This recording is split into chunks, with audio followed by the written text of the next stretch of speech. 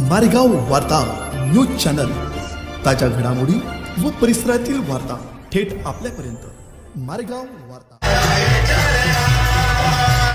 महोदा येथे जन्माष्टमी निमित्त भव्य मिरवणूक उत्साहात पार।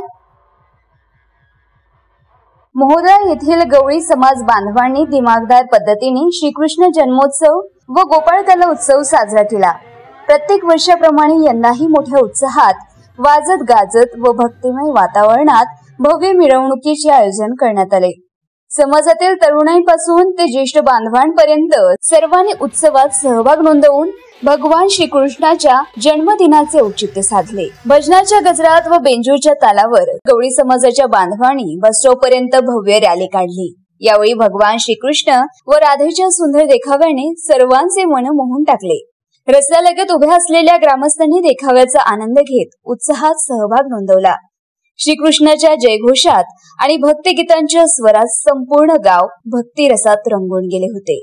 मिरवणुकीचे विशेष आकर्षण म्हणजे युवकांनी घेतलेले परिश्रम, सजावट, देखावे, मिरवणुकीची शिस्तबद्ध आखणी अशा प्रत्येक टप्प्यांवर तरुणांनी पुढाकार घेतला।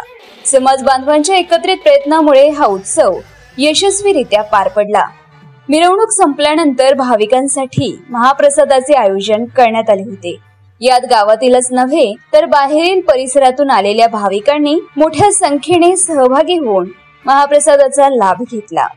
श्रीकृष्ण जन्मोत्सवाच्या भव्य मिरवणुकीसाठी स्थानिक प्रशासनाने देखील उत्तम व्यवस्था केली होती।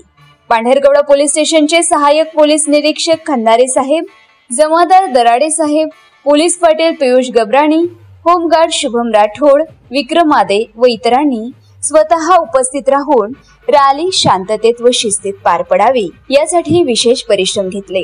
त्यामुळे संपूर्ण मिरवणूक कोणत्याही अडचणीशिवाय पार पडली।